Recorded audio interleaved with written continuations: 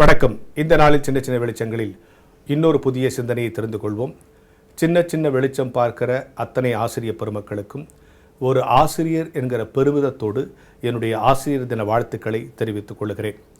ஆசிரியருக்கு இருக்கக்கூடிய இன்றைய அழுத்தங்கள், பதட்டங்கள், ஆசிரியருடைய இன்றைய நிலை, சமூகத்தில், அரசாங்கத்தில், ஊடகத்தில் அவர்களை பற்றி வைக்கப்படுகிற விமர்சனங்கள் ஒரு பக்கம் நம்மை கொஞ்சம் மனச்சங்கடப்பட வைத்திருந்தாலும், இந்த நாளில் ஆசிரியர் தினத்திற்கு வெறும் வாழ்த்துக்கள் மட்டும் சொல்லாமல் வழக்கமான என்னுடைய ஸ்டைலில் ஒரு தகவலை சொல்லி உங்களுக்கு வாழ்த்து சொல்ல நான் விரும்புகிறேன்.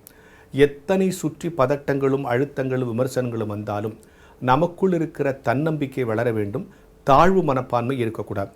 நான் என்ன சார், ஒரு டீச்சர் தானே சார், ஆஃப்டர் ஆல் நான் ஒரு செகண்ட் கிரேட், ஆஃப்டர் ஆல் நான் ஒரு பிடி, ஆஃப்டர் ஆல் நான் ஒரு பிஜி, நான் ஒரு ஸ்கூலில் எச்எம், அவ்வளோதான் சார், என்னால் என்ன செய்ய முடியும்? தயவு செய்து ஆசிரியர்கள் நினைத்து விடாதீர்கள்.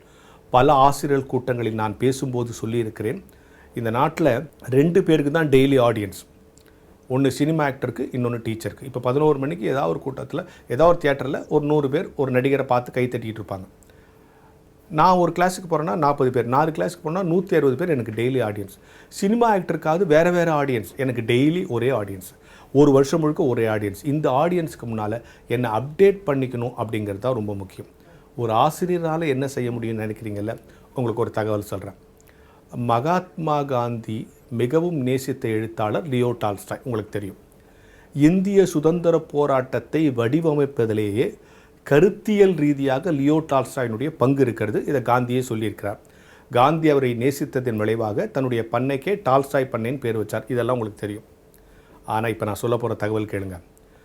காந்தி லியோ டால்ஸ்டாயிடம் கடித தொடர்பு வைத்துக் கொள்வதற்கு முன்னாலேயே லியோ டால்ஸ்டாய்க்கு தமிழகத்தில் தர்மபுரியிலிருந்து கோபால் செட்டியார் என்கிற ஒரு பள்ளிக்கூட ஆசிரியர் லியோ டால்ஸ்டாய்க்கு கடிதம் எழுதி, உங்கள் எழுத்துக்களெல்லாம் நான் படிக்கிறேன், அதெல்லாம் எனக்கு ரொம்ப பிடிச்சிருக்கு, உங்கள் இலக்கியங்களாக எனக்கு ரொம்ப பிடிச்சிருக்குன்னு அவரோடு கடித தொடர்பு வைத்து உறவு வைத்திருந்தார்.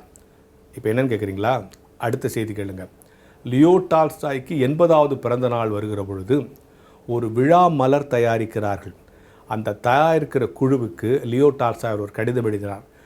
இந்த என்னுடைய 80வது பிறந்த நாளில் எனக்காக தயாரிக்கப்படுகிற விழா மலர் குழுவில் தமிழகத்தை சேர்ந்த, தர்மபுரியைச் சேர்ந்த கோபால் செட்டியார் என்கிறவருடைய பெயரையும் இணைத்து கொள்ளுங்கள். இந்த குழுவில் இருந்து செயல்பட என்னை பற்றி தயாரிக்கக்கூடிய இந்த மலர் குழுவில் இருக்க தகுதியான ஆட்களில் அவரும் ஒருவர் என்று லியோ டால்ஸ்டாய் பரிந்துரைத்து அவர் பெயரை அந்த குழுவிலே சேர்த்து, அது மட்டுமல்ல, லியோ டால்ஸ்டாயை பற்றி ஒரு கட்டுரையும் நீங்கள் எழுத வேண்டும் என்று சொல்லி தமிழகத்தைச் சேர்ந்த, தர்மபுரியைச் சேர்ந்த ஒரு ஆசிரியர் கோபால் செட்டியார் எழுதிய கடிதம் அந்த விழா மலரில் இடம்பெற்றது.